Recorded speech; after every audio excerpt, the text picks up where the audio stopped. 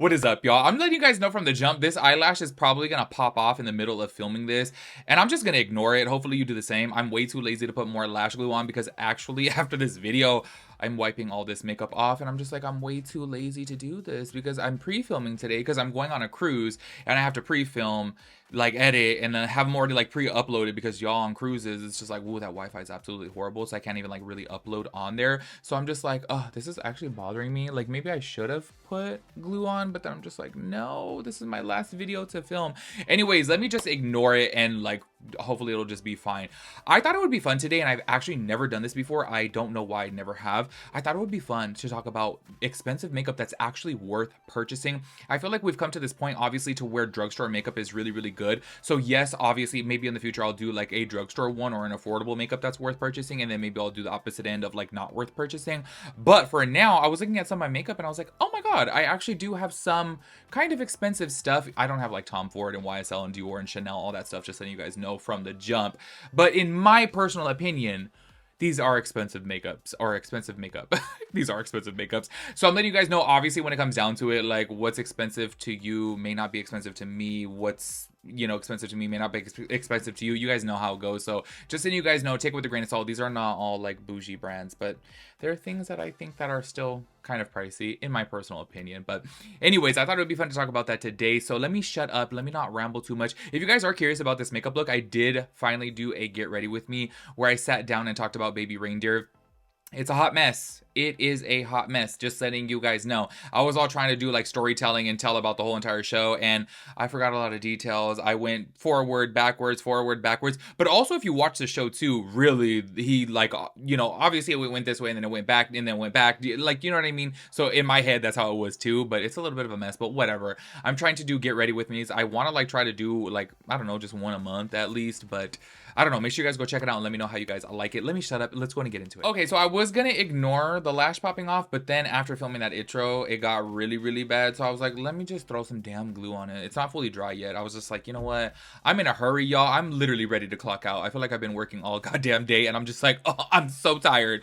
Also, I do want to say too, I don't have a product from every single category because if you guys know me, you guys know when it comes down to lip products, I really don't spend that much money on. I feel like drugstore lipsticks are fine. Do you know what I mean? Like I wouldn't spend that much money on. Also, like, I don't know, like right now I'm wearing a Huda Beauty one and I got 40% off on this. So I don't know if it really classified. Do you know what I mean? And then also I don't really spend any money on blush. I feel like one single blush will last me forever because I really don't like to wear too much blush, only because my cheeks are super red. I am wearing blush right now though, and actually it is expensive. Shout out to Renelle. She sent me this palette because I've never tried a Pat McGrath blush. This blush right here, oh, I don't know if you guys can see on camera. It is so beautiful. It has a nice sheen to it. It's not a shimmer, it's a sheen, and it looks really, really beautiful. I do like it. It makes me want to purchase a full-size one, but then I'm like, I don't even wear blush like that. But I do have to say, if we're talking about expensive stuff, that blush is really good. So I don't have any specific order. I'm just gonna like literally rapid fire this, letting you guys know. And yes, I probably will be talking at the speed of light. I'm just like in a hurry right now. Let's go ahead and start off with this Patrick Ta. Oh, by the way, too, I don't know like all the prices of this, but I just remember it being pricey. And don't pay attention to my packaging of stuff, y'all. I'm dirty. You guys know this. I'm a trashy bitch, and so is my products, okay? The Patrick Ta, what is this called? The Cream Contour and Powder Bronzer Duo. This is definitely worth the money. I absolutely love this. This has the cream bronzer, the cream contour, and then the bronzer. The bronzer is absolutely beautiful. I do have to say this though. If you guys are worried about accentuating texture, I do notice with this, because it does have a decent amount of shimmer to it, it adds a nice, beautiful sun-kissed glow to the skin, but it does definitely emphasize texture if you put on too much. Like, it's one of those products that you have to be very careful with and not put on too much, but also the cream contour too is so beautiful, so easy to blend. This is definitely worth the money. I have yet to find a product like this in drugstore. If you guys know any like products like this, please let me know that it's like half cream, half powder, because I love stuff like this and definitely would recommend that. Let's go ahead and go into eyeshadows. I just have like one Pat McGrath eyeshadow palette right now because I do want to say overall in general, I probably have like maybe 8 of her palettes, and I love them. I literally love them. You guys know that I'm always complaining because y'all, okay, look at this. I feel like the color story of this is absolutely beautiful, but she does the same damn thing. I've made so many different Pat McGrath videos, y'all, just keeping it real. She does the same thing over and over again. I'm like getting a little bit tired of it, but I do have to say, quality wise, I think that this is worth the money. I don't think that it should be $128 for an eyeshadow palette. Absolutely not. I feel like this still would have been very expensive even at $80. But I do have to say, at least it's really good. But also, since I have this palette right here, if you guys don't see the videos that I'm always talking about Pat McGrath, these two shades right here, the two matte shades, are the ones that I'm always talking about. She puts them in like every single palette. You know what? Like, is it in this palette too? I haven't even noticed. What is this the Bridgerton one? Or I don't know which one this one is.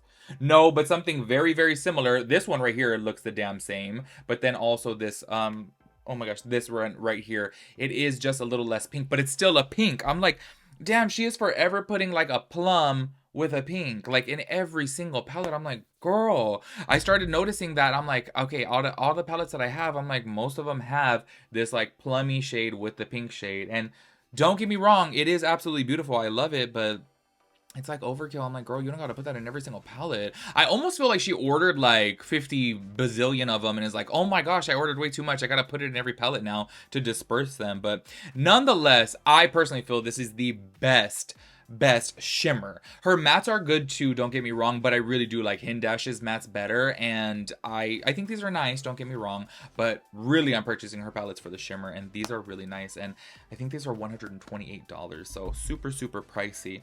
The rest of the stuff is pretty much like complexion based, just letting you guys know. Let's go ahead and start off with the foundation. I'm sure you guys already know which one it is. The Giorgio Armani Luminous Skin Silk Foundation. This is $69, okay?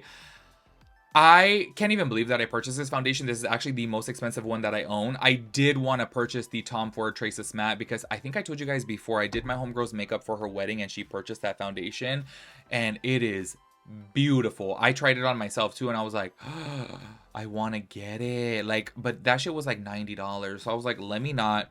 I got this, and this is really nice. It is only a medium coverage foundation. I've tried to build this up, and I don't think this can get to full coverage, but that's totally fine. The finish of this just looks like skin. It's very healthy. It's just really nice, and I do recommend this, but I wouldn't pay full price for it. I definitely would wait when Sephora has like the 20% off sale, because $69 for a foundation? I'm just like, damn. Oh, also too, by the way, speaking of Armani, if you guys like sign up for their mailing list, if you go to like armanibeauty.com or whatever the hell it's called, I don't know, you guys can sign up, and I'm always getting emails for like 25% off, and they do gifts with purchase. So if you guys want to buy directly from there, they're always having sales on their colognes, perfumes, and beauty products, so do keep that in mind. Honestly though, is there anything else from Giorgio Armani as far as makeup that's good? Because this is the only thing that I know, and I really do like it, but I'm like, the rest of the brand just doesn't speak to me. Next up, I don't even know if this is expensive but I was like, let me just put it in here because it's been my favorite concealer for the past oh my gosh, maybe 3 years.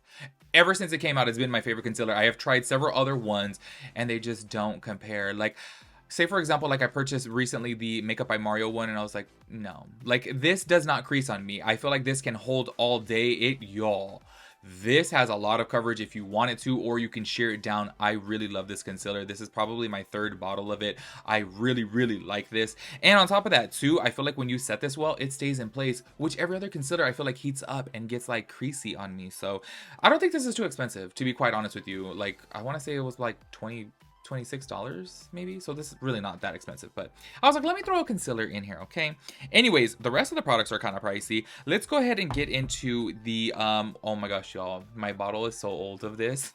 The Hollywood Flawless Filter, I think that's what it's called, from Charlotte Tilbury. I absolutely love this product, but I have not tried the e.l.f. version yet, okay? Maybe I'll do a comparison video of it. But I have to say though that this is pricey and I think it's worth it because it adds a beautiful sheen to the skin. If you are looking for luminosity, if you're looking to look dewy, this product right here is really good. Or you can try out the e.l.f. one. I want to say that one's $14 and I think this one's like damn near $50. This one's really expensive, but it is worth it. It's a nice product. It works really well if you are looking to look dewy. Next up, Makeup by Mario, the Skin Enhancer. This product right here is really nice. Like, I love it. I actually have it on right now, but I have so much blush on right now that you can't even tell. I understand why he calls it a skin enhancer. I've definitely noticed about this because the texture of it is like a balm. And say, for example, if your skin is looking a little dull, a little lackluster, like, or if it's looking a little bit dry, if you put this on kind of like a bronzer, it really just makes your skin look beautiful. It enhances your skin. So I'm like, I didn't get it at first. I was like, this is just a cream like bronzer, and I was in the market for a cream bronzer, and so I had got it, and I was like, wait, I get it. This is the shade. I have the shade light, by the way. Y'all, I get it. This product is super, super beautiful. I will say though, for his stuff being on the pricier side, I know to some people out there it's probably not even that pricey, because I want to say this was like $34 or something like that.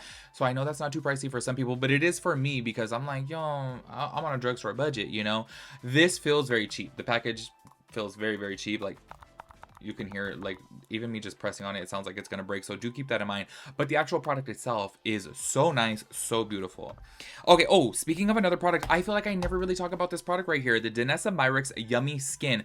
This right here, okay, I can't use it for my whole entire face, because my whole entire face is really normal. I don't get too oily throughout the day. I do get oily right here, as well as my nose gets severely oily.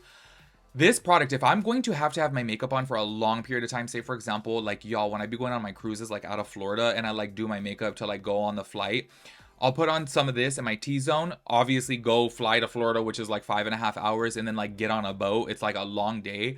This holds all day. Like if you guys are oily, the ingredient in this, I think it's called like Upsolite or something like that, or Upsolete, I don't know what it's called. It holds all day. It is really, really good. It's a great product. For me specifically though, to use it throughout my whole entire face, I can't do. Like I really can't. Speaking of Danessa Myricks, y'all, last time I ordered at Sephora, they sent me a sample of the Danessa Myricks Yummy Serum. Y'all, I think it's like meant to be like a primer or like a serum.